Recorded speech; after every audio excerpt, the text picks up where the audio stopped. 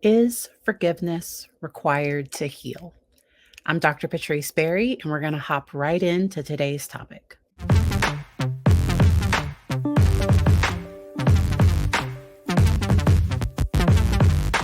This is a really good question, and it's important that we define what is forgiveness and what is it not.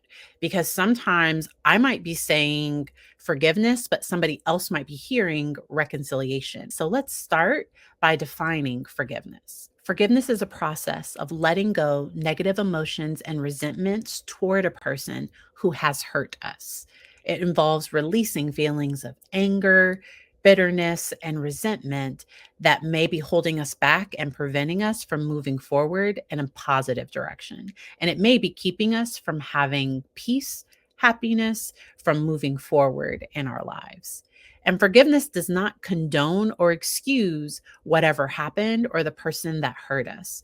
Instead, it's a process of accepting what happened and choosing to move forward. And that acceptance process can bring up a lot of emotions. And I'm going to have some tips to walk through this process a little bit later. But this is not so, one of the myths is that forgiveness is a weakness. Now, there are people that use the word, oh, I forgave them, but really, they're not holding people accountable for their behavior. They're letting people walk all over them. They're being passive and they're not setting appropriate boundaries in relationships. To me, that's not forgiveness because I can forgive and set a boundary. I can forgive and seek justice. I can forgive and choose to not be around the person ever again because forgiveness is about my thoughts, my feelings. It's not about their behavior.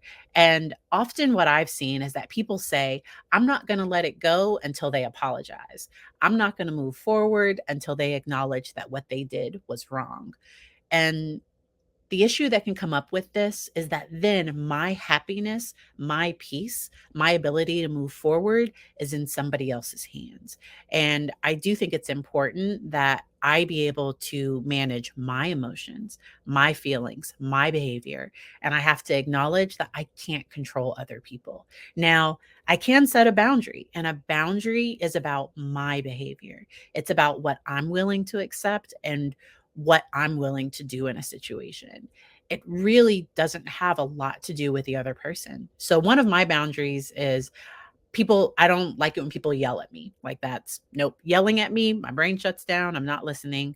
And so, I would say if somebody starts yelling at me, I'm be like, if you keep yelling, I'm going to leave. And that's not an ultimatum. It's just saying, hey, if you keep doing this, like, I'm not in relationship with people that yell and scream at me. Like that's not because like I said, my brain shuts down. I'm not listening. This isn't a healthy or effective way to communicate with me. And I'm doing that without calling the other person, I don't know, judging their behavior, calling them a jerk, or I don't know. Like I'm doing that without putting anything on them. I'm saying, hey, this isn't okay with me. And if we're going to have this conversation, I need you to bring your voice down. Because I think people think that when people forgive, that they are just letting people get over or they're not holding people accountable. And that's not my view of forgiveness at all. And whether you call it forgiveness or acceptance or becoming numb, I think people have the right to call it what they want to call it. So if the other person calls it acceptance, numb, whatever they want to call it, but I do think we have to respect other people's journeys. I've never told a client you should forgive them or I think you should because I've had people come into my office and been like, I'm not going to forgive them. And I just go, okay, because I do think if somebody does go on this journey of moving through the pain and the hurt, that should be their decision. And nobody should be forced, nobody should be coerced into doing this. I do think it's something that people have to decide to do for themselves. The reason why forgiveness is often seen as an important part of the healing process is because holding on to those negative emotions, that anger, that bitterness, can have a significant impact on somebody's mental and physical health because it takes a lot of energy to hate. It takes energy to every time I see this person, my whole day is ruined. My stomach gets tight. Now, if what I'm upset about just happened, it's completely normal for me to have this reaction. If what happened was really severe, even years down the road, I might still have those reactions. And if I decide to go on a healing journey, I want to get my body back. I want to get my mental health back so that seeing this person doesn't throw me off and ruin my entire day. And I can decide to never ever see them again, never ever be around them again. But I've also had people that looked like the person. So it wasn't even that person, somebody that resembled them brought up the same physiological body response, brought up the same anxiety or anger. And so I do think that finding ways to empower myself and get that control back over my emotions, over my body, I think that can be really empowering for a survivor, for somebody that's been hurt, wronged, that was treated unfairly. And I also think it's okay because just because I forgive somebody doesn't mean that there won't be consequences. And within every relationship, people have to decide what's okay for them and what's not. And I can choose to move forward and decide to not move forward with that other person. And for minor to moderate offenses, being able to go through a forgiveness journey can help repair that relationship and even build and show empathy for the other person. So, I've had relationships where I've done something wrong, and through a forgiveness process, my friend forgave me and we were able to reconcile, and it would have been their decision if we did reconcile or not. And it's the ability to put yourself in the other person's shoes, because I think that also helps us be able to forgive ourselves. Because often people that I work with that struggle with forgiving others, they often struggle with forgiving themselves. And if they are a spiritual person, sometimes there's also unforgiveness towards their higher power or God as well. And so being able to find ways to see things from the other perspective, acknowledge that what happened wasn't okay, and at the same time, I can see where our communication went wrong or where this happened, and then being able to own my choice, that it's my decision whether I move forward or not.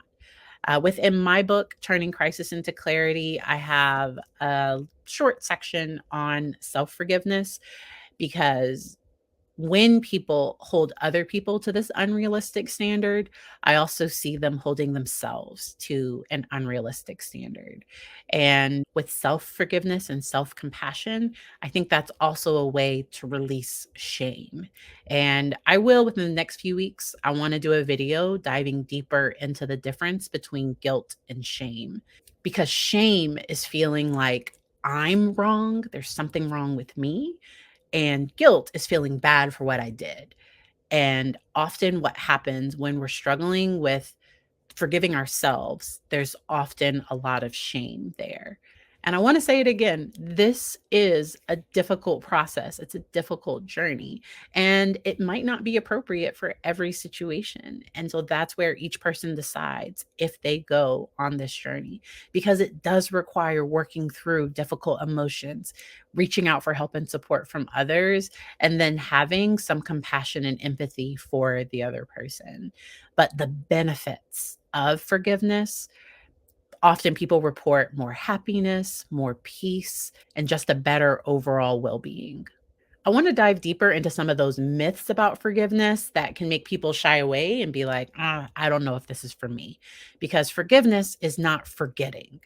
And that's a real common myth, because people think, oh, if I forgive them, that means we act like it never happened. No. Let's say something happened, and it's not that I forgot what happened, it's that I'm not punishing them every day for what happened. If we decide to move forward, and if I decide to let go and move through and work through all of those emotions and still be in a relationship with this person, if they're not still doing that behavior, I'm not going to still punish them for it.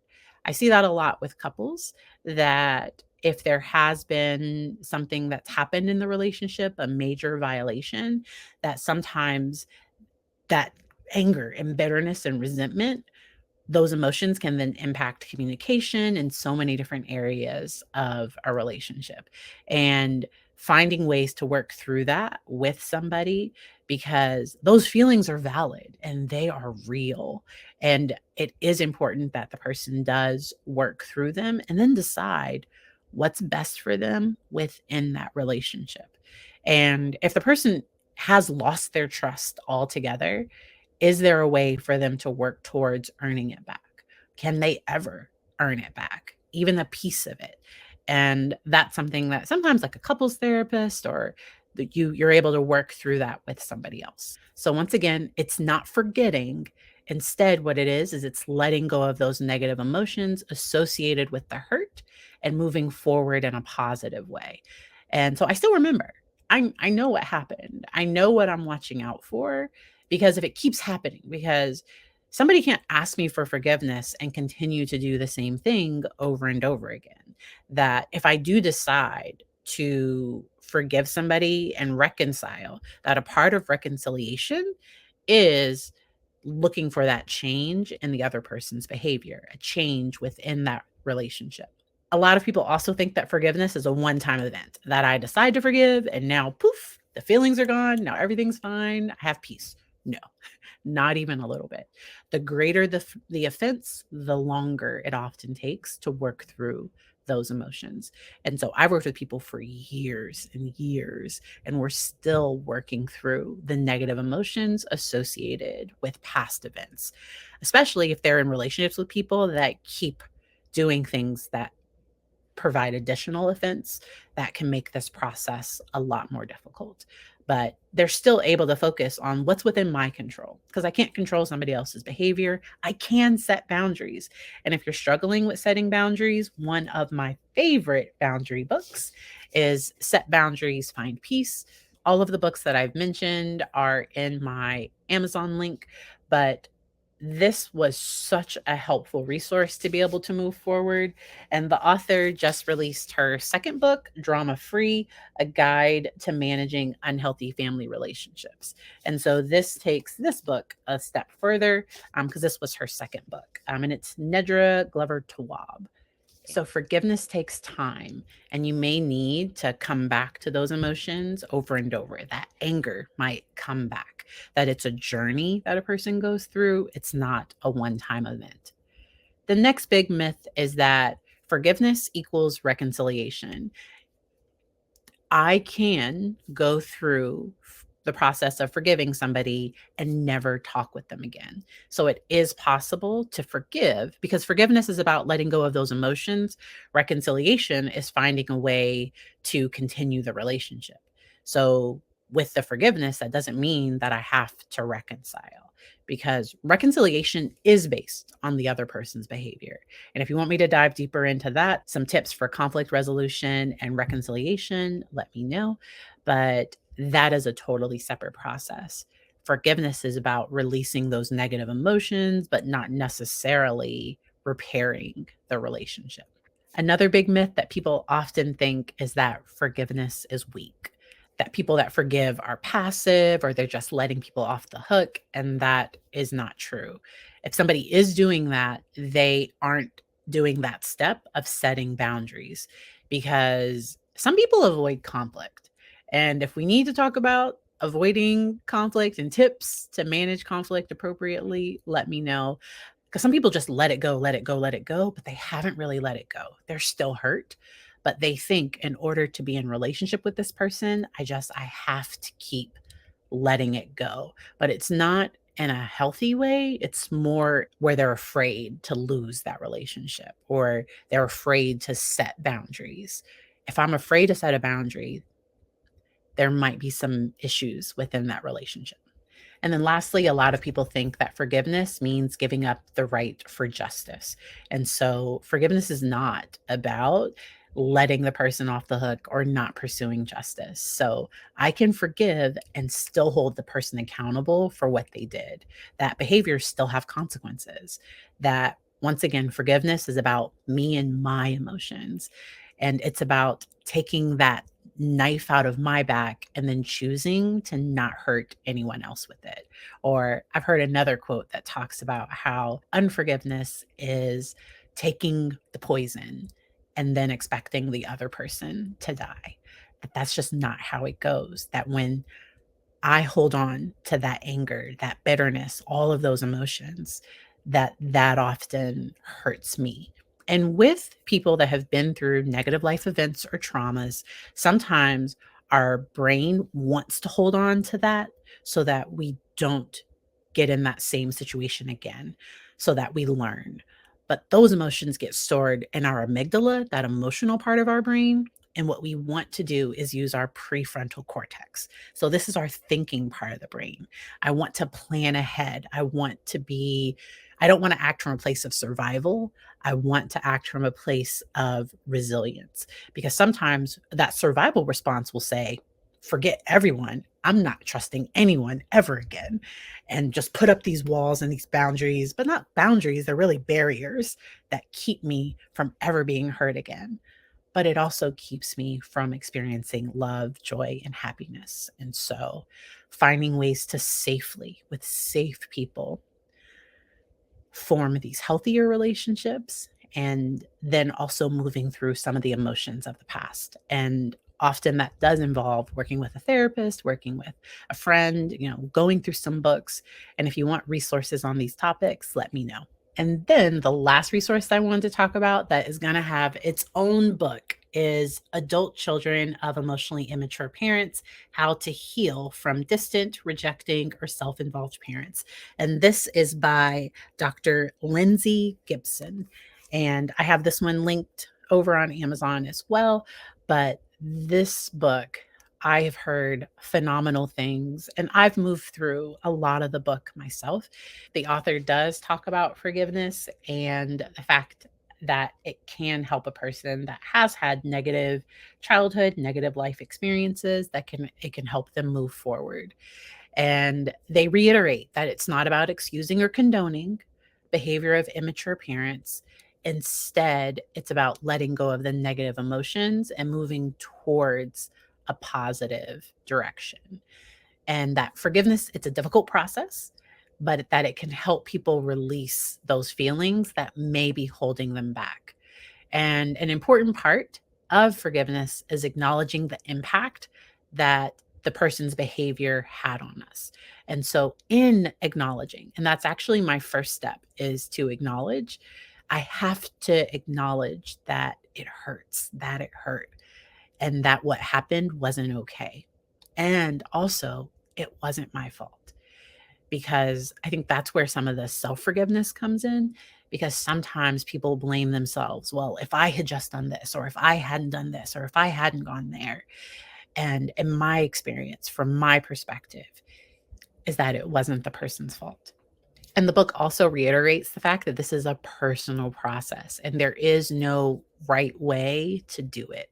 And for some people, it might be therapy, it might be journaling, it might be poems, or each person finds a way to move through those emotions.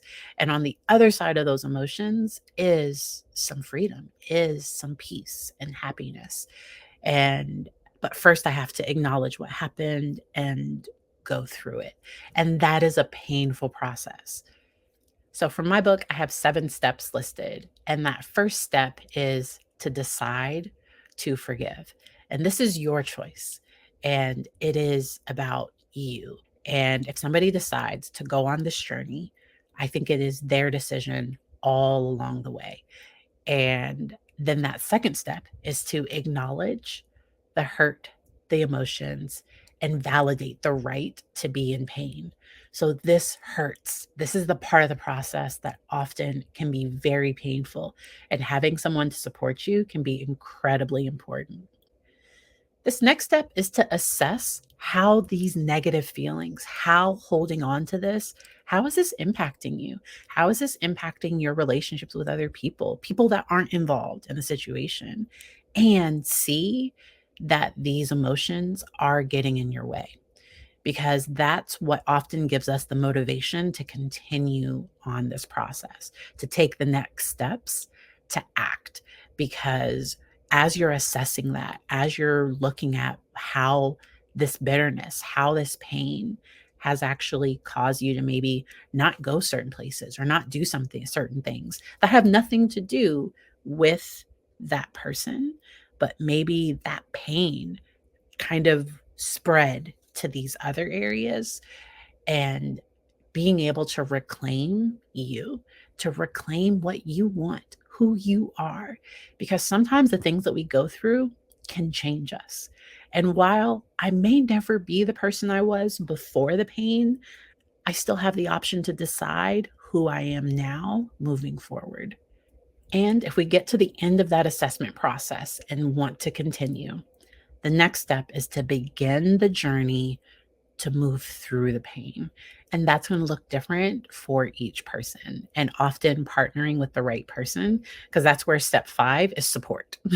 Looking at those additional resources, checking out additional support, and having a neutral person that can help guide you on this journey. The next step is making sure to show yourself self compassion, because often as somebody goes through this, they start to look at themselves and blame themselves. And so I want to be compassionate towards myself. And in the same way that I hold other people accountable, like I'm also going to look at, okay, but I'm going to look at it from a learning perspective. What can I learn? How can I grow? And in what ways can I move forward? And then lastly, making sure to set boundaries. Boundaries are so important, and it helps maintain physical and emotional safety for yourself and other people. Making sure that they're not too rigid. So, like a rigid boundary is nobody ever talk to me. And the one that's too flexible is that I just entertain anyone. I let anyone into my personal life, personal space. And so, making sure to have healthy boundaries, I think that can really help. There are different activities that can promote forgiveness or this emotional healing, moving through some of these emotions. And for some people, they use journaling, poetry, or song lyrics. For other people, there might be breathing techniques where I breathe in peace and I release the bitterness, anger, hate. And that's not like a one time, but just over time, just when I feel it building up, being able to release that from my body. Some people find that helpful. Some people write down the offense and put it in a balloon, or they tear up, they rip up the piece of paper, they safely dispose of it, but finding ways to just physically break down the pain. For some people, that's helpful. Some people use art, so they might paint or draw or use other artistic mediums. And then lastly, movement. So dance, exercise, like just letting it out the body. There's a book called The Body Keeps the Score. Some people have mixed reviews on it, but within the book, it talks about how the negative things that happen to us, how it can get stored in our body. So I know for me, when I start to get really tense, when I'm holding on to a lot, I normally feel it in my neck, my shoulders. Sometimes that's where I might get a tension headache. Sometimes eventually it might move to my stomach. Like there are certain parts of my body that I know tension can build. And so being able to maybe do yoga or doing different movements that can help that energy flow. So is forgiveness required to heal? That is your choice. I just wanted to give you the information on what it can look like, what it is and what it's not, and just why some people choose to go on this journey. If you think that's one that you want to take and you need additional resources, let me know, and I'd love to share. Feel free to connect with me on my other social media. I hope y'all enjoy the rest of your day.